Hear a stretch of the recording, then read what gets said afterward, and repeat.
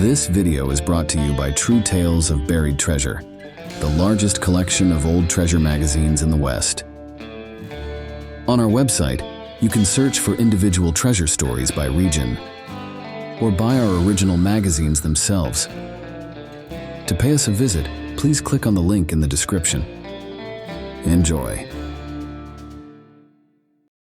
In the searing midday heat, the procession of pack mules seemed to sway in a mirage-like dance as the smugglers' caravan trudged along the narrow canyon floor. This route was a favorite for Mexican pack mules to evade customs on their way to trade in Tucson and other destinations. Unbeknownst to the weary vaqueros leading the mules on that July day in 1881, their journey would leave a grisly legacy, earning the route the haunting name of Skeleton Canyon. Winding through the rugged Peloncillo Mountains from New Mexico's Animas Valley to San Simon, Arizona, Skeleton Canyon bordered Old Mexico and San Luis Pass to the south. A mile south of San Simon, the canyon widened into a serene vega shaded by towering rocks known as Devil's Kitchen. From the top of these rocks, hidden from view, a group of men waited impatiently for the approaching pack train, their eyes fixed on the trail below. As the mules approached, laden with bulging apareos, one of the men grumbled about the delay, wiping sweat from his brow with a damp sleeve. Curly Bill Brocius, leading the armed greeting party, assured his companion John Ringo of the impending reward. The gang on the heated rocks included Old Man Clanton and his sons, Ike and Billy, along with Tom and Frank McLaury, Joe Hill, Jim Hughes, Charlie Thomas, and Charlie Snow. At the head of the train rode a young Mexican who envisioned the profits awaiting him in Tucson, where he would exchange his money for goods to sell back home. But his thoughts of rest and revelry in Tucson were abruptly interrupted by the sight of a lone rider ahead. Curly Bill, appearing casual, approached the Mexican leader with a greeting in Spanish, his dark features often mistaken for those of a local. After a seemingly friendly exchange, Curly Bill took his leave and rode south past the mules. But as he passed the last animal, he turned quickly in the saddle and a pistol appeared in his hand. 2 shots rang out, shocking the vaqueros as 2 of their comrades fell to the ground. Curly Bill's gunfire served as the grim signal for the ambush to commence. Rifles cracked from the rocky outcrop, claiming 2 more lives among the Mexican riders. Amidst the chaos, the caravan erupted into a panicked stampede. Wounded animals screamed as they bolted in all directions, trampling over the fallen and helpless men lying in their path. Amidst the turmoil, a young lad managed to crawl through the grass, finding refuge near the south side of the ambush site. Stealthily inching along, he reached a bend in the trail and made a desperate dash for the border, the sole survivor of the massacre. Meanwhile, the hidden assailants mercilessly gunned down the remaining caravan members, their scattered shots finishing off the wounded.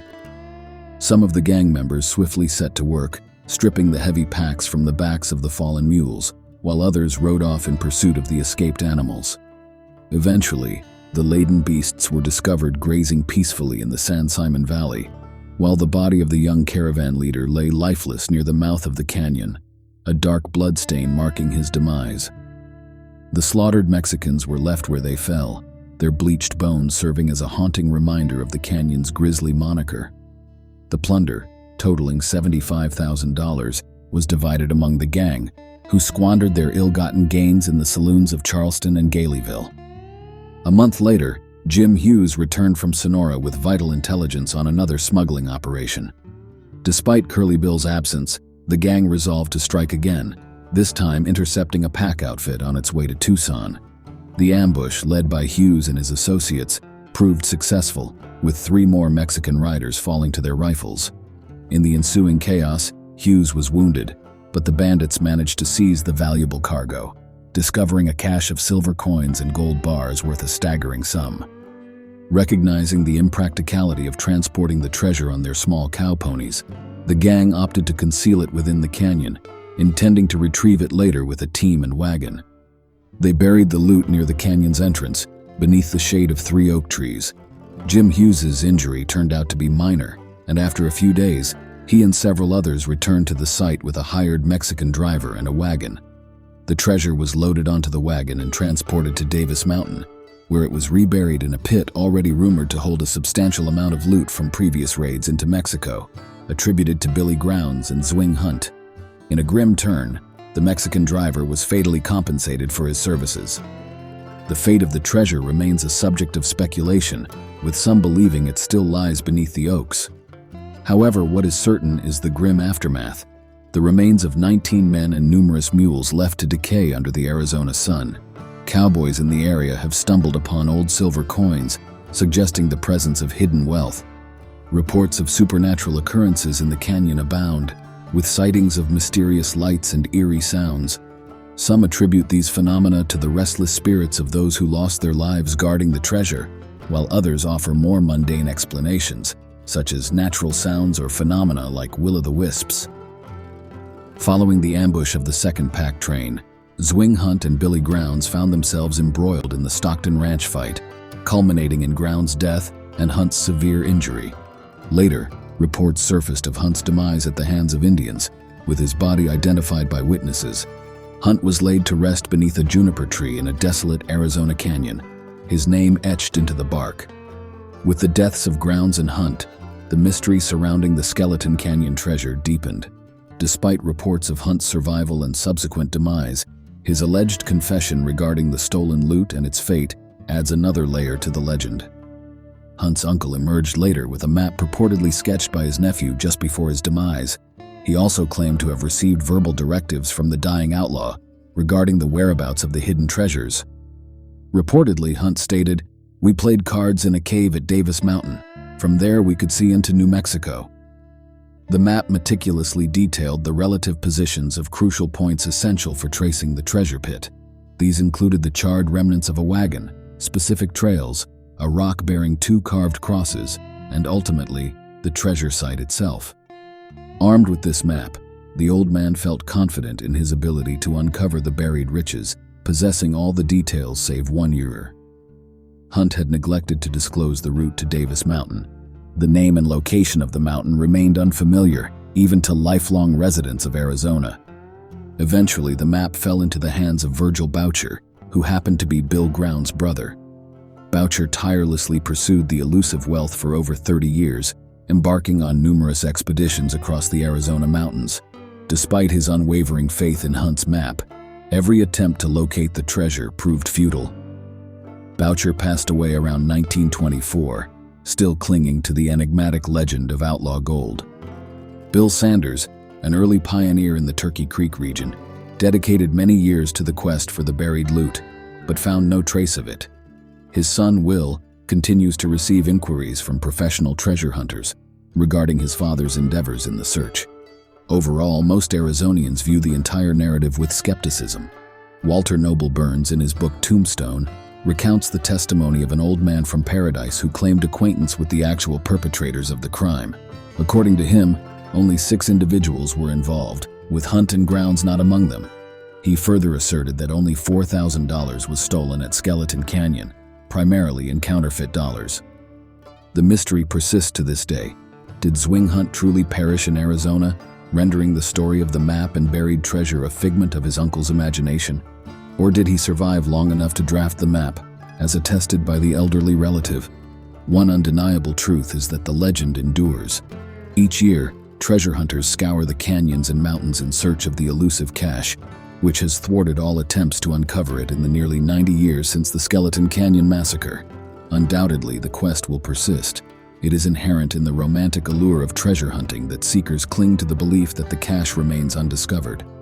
And perhaps one day, a fortunate explorer will chance upon a fortune beyond their wildest dreams, the buried loot from Skeleton Canyon. Conceivably, that explorer could be you. Should you embark on this journey, your first task is to locate Davis Mountain. However, unfortunately, the existence and whereabouts of Davis Mountain have proven as elusive as the treasure itself. For years, the tale of the Skeleton Canyon Massacre has captivated my imagination. As a history enthusiast and occasional prospector, I acknowledge that I could never aspire to uncover the grand treasure that has eluded dedicated hunters despite years of effort.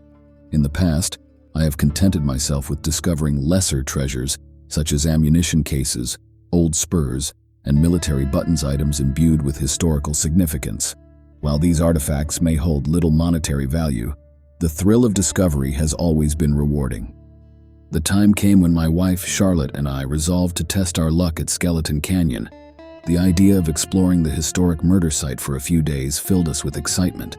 So we loaded our camper with supplies and metal detectors and set off for Arizona, with Tombstone as our destination.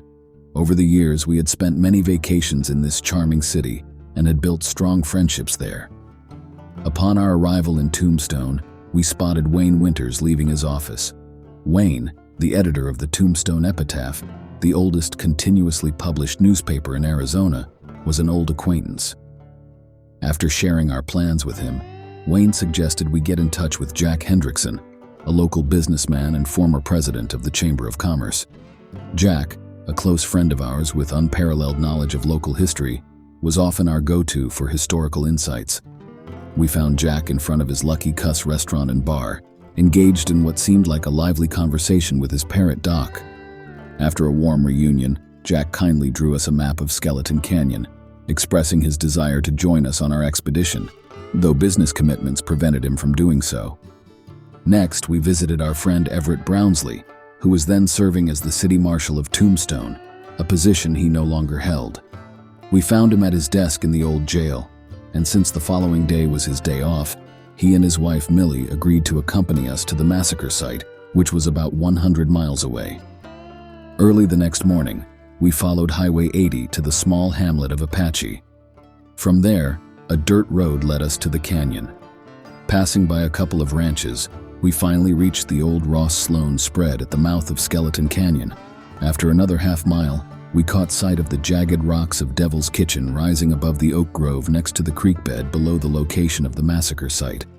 The shaded area offered a welcome relief from the scorching Arizona sun, with patches of yellowed grass sparsely dotting the creek's edge. As we began our search armed with metal detectors, our excitement soared when we unearthed a long-lost adobe dollar dating back to 1864, seemingly linking us to the legend of Skeleton Canyon. Spreading out across the knoll, we continued our search. About 10 feet from the first find, another signal from the detector led us to discover a second adobe dollar dating back to 1878 near a small greasewood tree. Further up the knoll, Everett's detector signaled a significant find, a blackened coin, and a .45 .70 rifle cartridge case, sparking his imagination about the stories they could tell if only they could speak.